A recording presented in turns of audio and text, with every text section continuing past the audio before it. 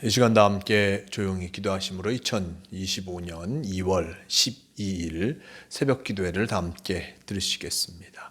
조용히 기도하시겠습니다. 생명의 빛이신 주님, 동이 터오기를 기다리는 이 새벽에 우리가 주님의 이름을 부르며 기도할 수 있도록 마음을 열어주심에 감사드립니다. 하루 종일 일에 쫓겨 분주하게 살다 보면 힘들고 지칠 때가 있사오니 힘을 주시기를 원합니다. 매일같이 반복되는 것 같은 삶에 무기력해지고 허무해져 모든 것이 귀찮아질 때도 있으니 우리 마음을 주관하여 주시기를 원합니다. 우리의 기도가 주님의 은혜로 능력 있게 하사 우리를 무기력하게 만들고자 하는 악한 세력들을 결박하게 하여 주시옵소서. 이 새벽에 주님께 구하는 우리의 기도를 들으시고 말씀을 따라 우리에게 응답하심을 믿사오니 주님의 뜻에 순복하며 살게 하여 주시옵소서. 주님께서 우리를 인도하여 주시고 동행하여 주심을 믿어오며 우리 주 예수 그리스도의 이름으로 기도드리옵나이다. 아멘. 다 함께 사도신경으로 신앙 고백하시겠습니다. 전능하사 천지를 만드신 하나님 아버지를 내가 믿사오며 그 외아들 우리 주 예수 그리스도를 믿사오니 이는 성령으로 잉태하사 동정녀 마리아에게 나시고 본디오 빌라도에게 고난을 받으사 십자가에 못 박혀 죽으시고 장사한 지 사흘 만에 죽은 자 가운데서 다시 살아나시며 하늘에 오르사 전능하신 하나님 우편에 앉아 계시다가 저리로서 산자와 죽은 자를 심판하러 오시리라. 성령을 믿사오며 거룩한 공회와 성도가 서로 교통하는 것과 죄를 사하여 주시는 것과 몸이 다시 사는 것과 영원히 사는 것을 믿사옵나이다. 아멘. 이 시간 함께 하실 하나님 말씀 마태복음 26장 69절에서 75절까지 말씀, 마태복음 26장 69절에서 75절까지 말씀, 이 말씀 제가 봉독합니다. 베드로가 바깥들에 앉았더니 한 여종이 나와 이르되 너도 갈릴리 사람 예수와 함께 있었도다 하거늘 베드로가 모든 사람 앞에서 부인하여 이르되 나는 내가 무슨 말을 하는지 알지 못하겠노라 하며 앞문까지 나아가니 다른 여종이 그를 보고 거기 있는 사람들에게 말하되 이 사람은 나사렛 예수와 함께 있었도다 하매 베드로가 맹세하고 또 부인하여 이르되 나는 그 사람을 알지 못하노라 하더라. 조금 후에 곁에 섰던 사람들이 나와 베드로에게 이르되 너도 진실로 그 도당이라 내 말소리가 너를 표명한다 하거늘 그가 저주하며 맹세하여 이르되 나는 그 사람을 알지 못하노라 하니 곧 닭이 울더라. 이에 베드로가 예수의 말씀에 닭 울기 전에 내가 3번 나를 부인하리라 하심이 생각나서 밖에 나가서 심히 통곡하니라. 아멘. 오늘 말씀 마태복음 26장 69절에서 75절 이 말씀을 통하여서 예수님을 부인한 베드로라는 제목으로 함께 말씀을 나누러 갑니다. 예수님께서 지난 시간의 말씀 속에서 대제사장 가야바의 집에서 신문 받으시는 그 모습을 우리가 말씀을 통해서 보았습니다. 예수님께서 이렇게 잡혀가시는 그 모습, 또 잡혀가셔서 신문까지 당하시는 그 모습 속에 참으로 제자들은 너무나 안타까울 수밖에 없었을 것입니다.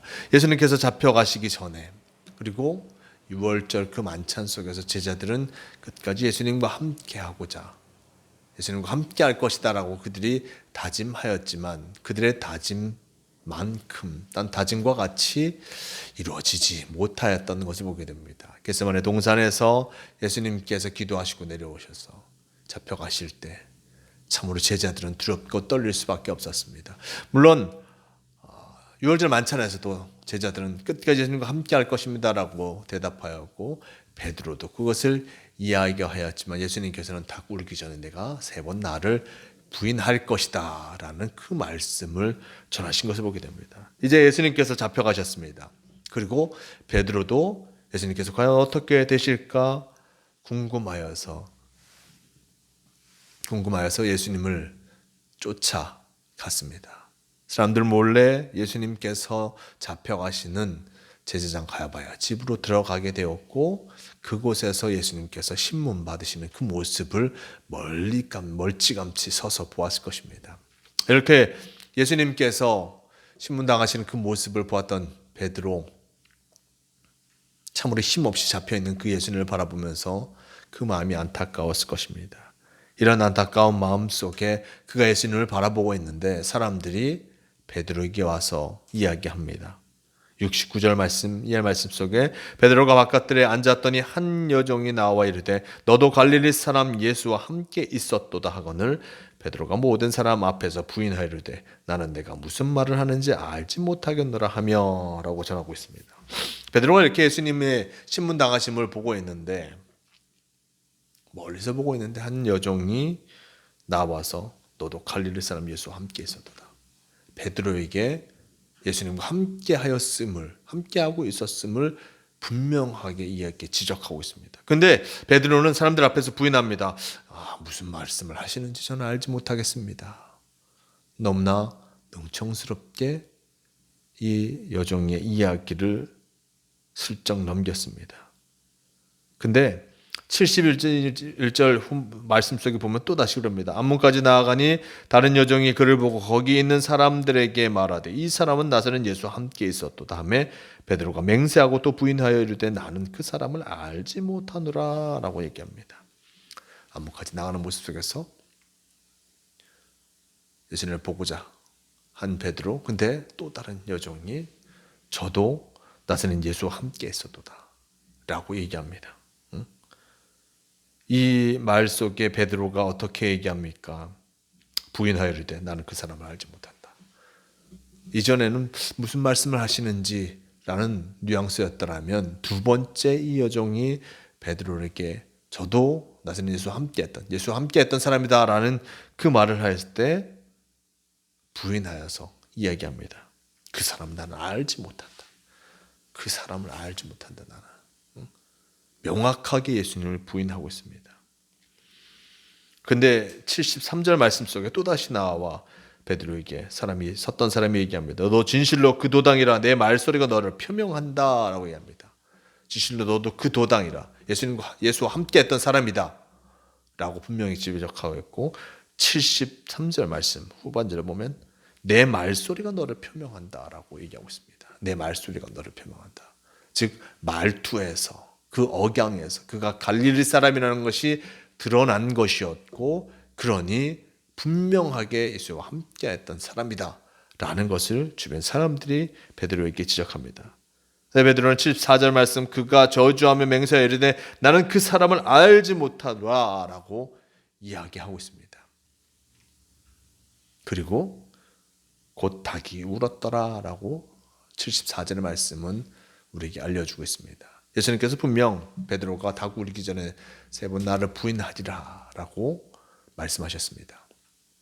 그 모습 그대로 이루어져 가는 그 모습을 바라보면서 참으로 그 자신이 한탄스러웠을 것입니다. 그도 분명히 기억합니다. 예수님께서 이렇게 말씀하실 때 나는 끝까지 예수님과 함께 할 것입니다 라는 것을 기억합니다. 하지만 너무나 연약한 모습, 사람들이 자신에게 나와서 이렇게 얘기할 때 그가 참으로 부인하는 그 모습을 3번이나 거듭하였다는 것, 그것을 바라보면서 그 자신도 너무나 통탄스러울 수밖에 없었을 것입니다. 마지막 말씀 속에 이렇게 얘기하죠. 이에 베드로가 예수의 말씀에 닭 울기 전에 내가 3번 나를 부인하리라 하심이 생각나서 밖에 나가서 심히 통곡하니라 라고 전합니다. 예수님의 말씀을 기억한 베드로, 그 말씀대로 이루어져가는 연약한 자신의 모습을 바라보면서 끝까지 예수님과 함께하지 못한 채 부인하는 모습을 바라보면서 정말 그 자신을 향하여서 안타까운 마음에 통곡할 수밖에 없었던 것을 보게 됩니다. 인간은 연약한 존재입니다. 아무리 큰 의지를 갖고 산다 할지라도 위기의 순간에 참으로 그 연약한 모습을 드러낼 수밖에 없습니다. 그것을 알고 우리는 늘 우리의 연약함을 알고 주님의 도우심을 구하며 살아갈 것입니다. 베드로 그도 어떻습니까? 통곡합니다. 자신의 연약함, 그것을 하나님 앞에 통곡하고 있습니다.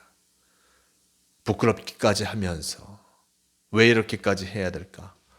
라는 그 아픔, 그가 그것을 기억하면서 통곡합니다. 자신의 연약함을 내려놓습니다. 자신의 연약함을 내려놓고 나아가는 이들에게 하나님께서는 그에게 다시 설 수 있는 힘을 더해 주신다는 것을 잊지 말할 것입니다. 베드로가 이렇게 예수님을 3번 부인하며 예수님을 쫓지 못하였지만 훗날 그가 어떻게 됩니까?